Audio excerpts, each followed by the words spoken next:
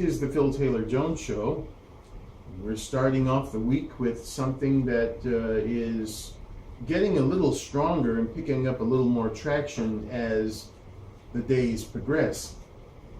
We're talking about the Collin Kaepernick incident, football player with the San Francisco 49ers, who has taken an interesting stand against America. I'm Phil Taylor Jones, your host, and let's see what old Collin Kaepernick is up to. Well, as of a few days ago, they were having a game, and as usual, everybody stands for the national anthem. And Mr. Kaepernick decided that he was not going to do that. And the reasoning behind it is that he feels that America, especially the last part of it, the Pledge of Allegiance and all, with liberty and justice for all, just isn't working for him and certain other members of the American community. That was what he said.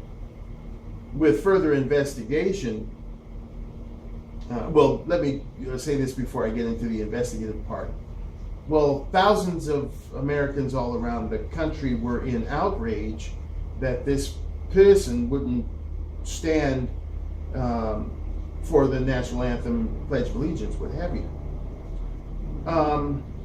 Okay, now we know that there are certain religions within our country, at least one I know of, that does not sing the national anthem, does not participate in the salutation of the flag, and those are Jehovah's Witnesses.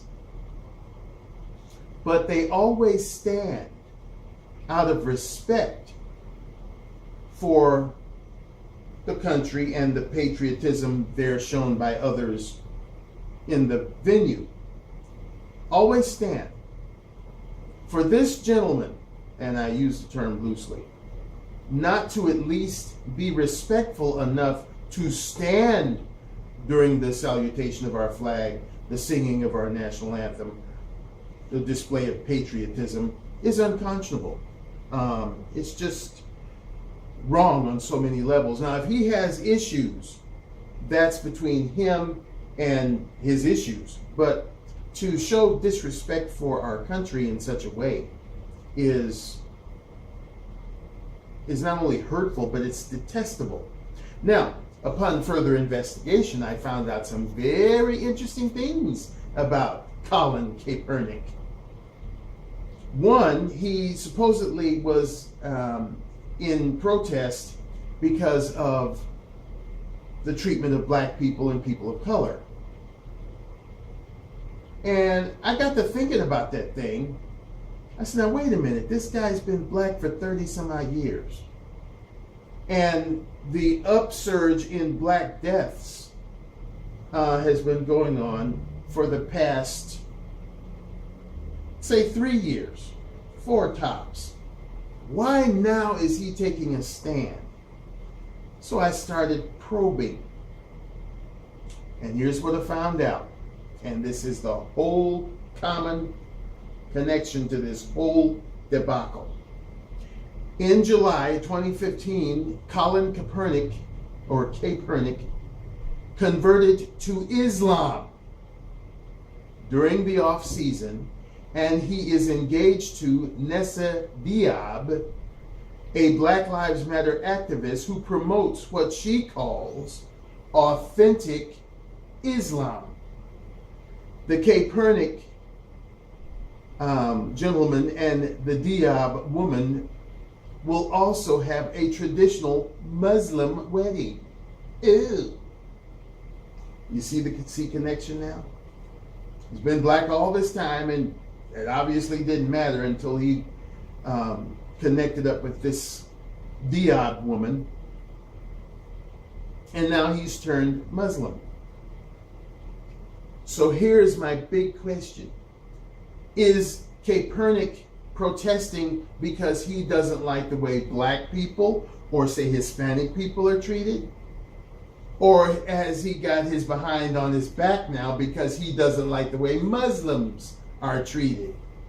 especially with what Donald Trump was espousing and others. You see, these Muslims, death to America, all of these little things that they say, and more importantly, the things that they do, not all of them. Because I even had someone get up in my face about, well, it's not all of the Muslims that want to come over here and do bodily harm to people. And anyone who knows the Phil Taylor Jones show knows that we don't throw every Muslim or every person that has its Islamic interests under the bus. There's lots of nice ones out there. We never said they weren't.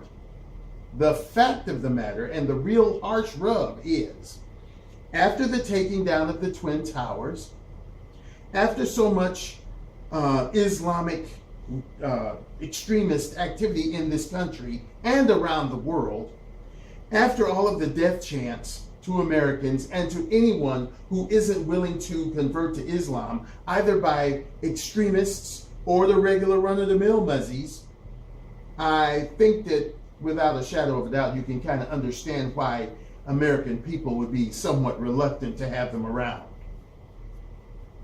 Do we want them, to just dry up into a dust bowl somewhere? No. I've always said, I wish the Muslim contingent and the Islamic contingent all the best in the world. May they have peace and love to which they claim they are forever in a dark day. We just don't want you here in our country. Go to Turkey or wherever you practice your Islamic whatever and be happy as the day is long. But we don't need you in our country. You've already proven that we have to now look at you hawkishly. We no longer have the Twin Towers. There's one Freedom Tower where the Twin Towers once stood. 50 people in Florida dead at the hands of extremists. 14 people here in California dead at the hands of extremists. All around the world, people dead at the hands of extremists. So now, as far as Mr. Kaepernick is concerned, America has been very good to him, financially, and most every other kind of league. He's very privileged. And for you, Mr. Kaepernick, not to stand, at least out of respect for all that America has done for you, is ludicrous. And shame on you. No wonder people are speaking ill of you. Tell the truth. You're pissed off because you don't like the way America feels about your brethren Muslims. And so now you want to pull a little 2-year-old tantrum and sit on the bench. Well, I'm not going to stand up for this national anthem. I'm not going to do that because it doesn't mean justice for all for me. How childish. Are you 30-something or are you 3? You get no free pass from me, pal. You're a Muslim. Admit it. I'm not going to stand out of respect for the national anthem or the Pledge of Allegiance because I don't like what you're doing to my Muslim brethren that I just joined in 2015. And that's why I'm sitting on my keister. Tell the truth. Don't make out like you're just doing this for black people and Hispanic people. You're doing it for your muzzy brethren. And stop lying to the American people, you disrespectful clod. What do you got, Zach? Well, this is ridiculous and ludicrous and disrespectful as well. Like you said, everything that America's done for him, including if he actually originally was a purebred, being accepted over here as his other brethren who are purebreds have, and being given all these different kinds of concessions, like when they didn't want bacon in the prisons, they were okay with that, and they did it for a while until the people took it back off, and a few other things they said they were offended by, and the Americans were bowing at the knees to them and letting them do what they wanted. So how are you being treated unfair, and how dare you use race as an excuse and a lie to say that you feel your black people are not being treated well and being killed too often when behind the mask that you probably should have as a hijab or whatever, but that's the women. Behind the mask of Muslimness or Islamicness, that it's actually you don't like America because you're born and bred to hate Americans as in Islam, And I too will never understand why most Americans that don't have a brain in their head that much want, these Muslims over here and try to fight for them and claim that not all of them are bad. I've used this analogy in the past, and to me it still makes a lot more sense. I haven't used it too often, so I'm not really repeating stuff over and over again. But think of this analogy here. You have 10 gangbangers. 5 of them are reformed, 5 of them are still gangbangers. The 5 that are reformed have, pledged to not do any harm anymore, have turned to the good path.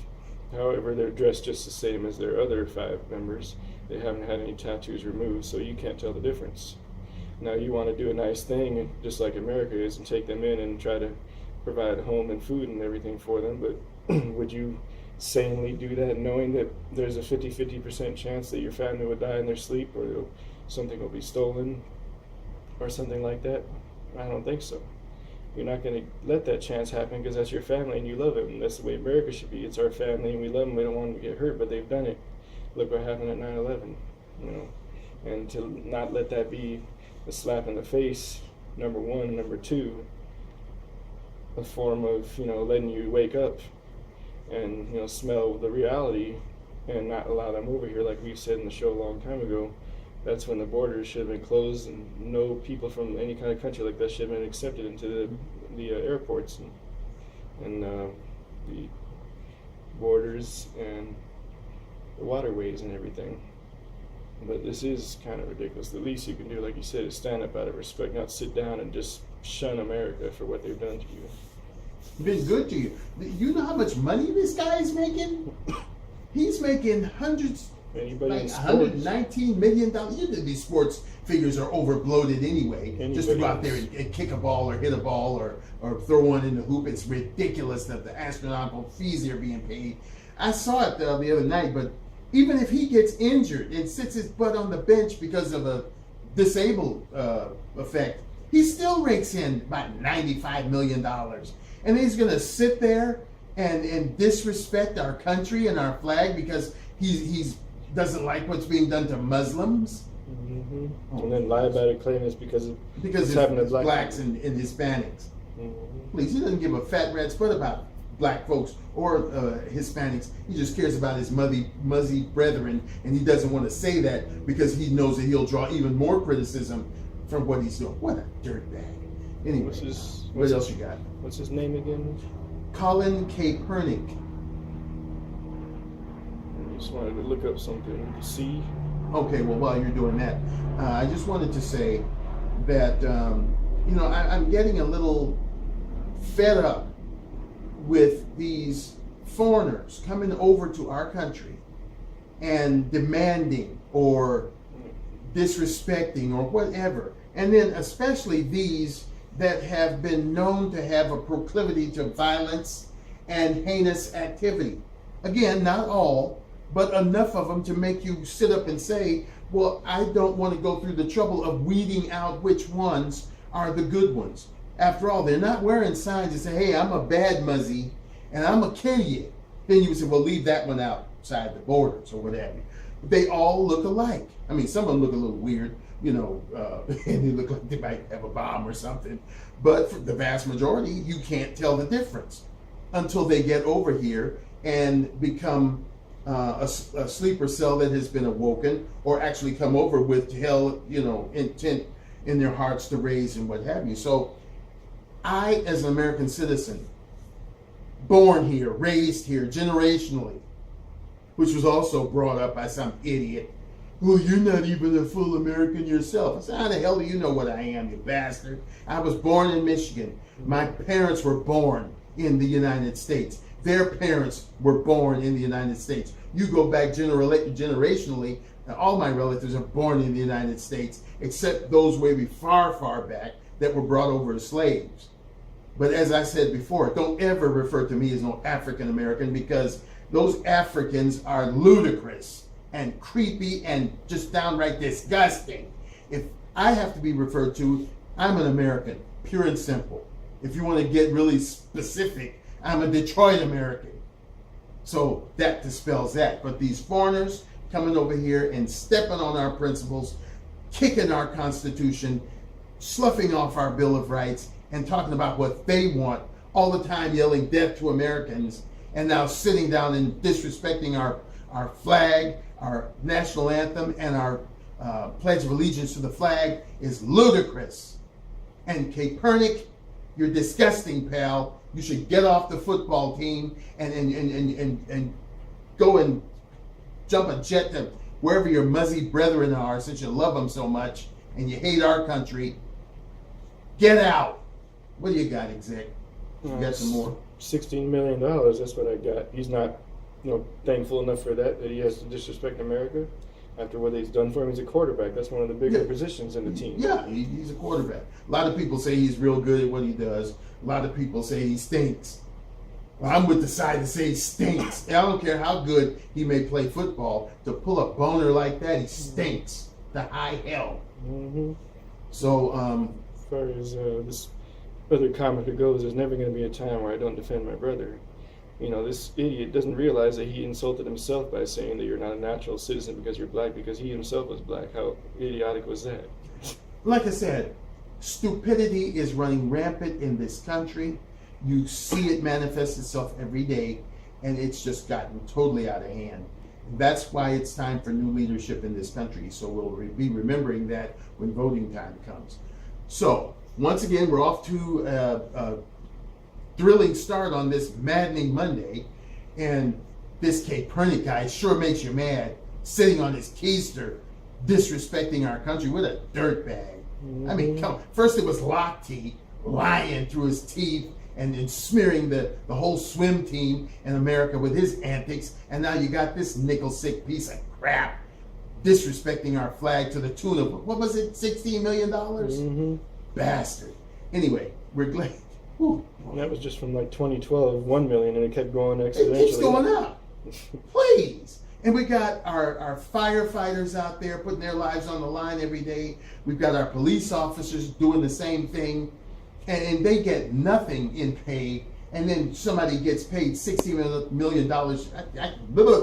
I'm getting all tie-tongued here. $16 million just to kick a ball around and do the little dance after they get a field goal or something, and then have the audacity to disrespect. Anyway, we're off to a maddening Monday, and we hope that you'll have a great rest of the week, and we'll be dropping in from time to time with other current events and things that we feel you need to know. In this crazy world, try to keep a smile on your face.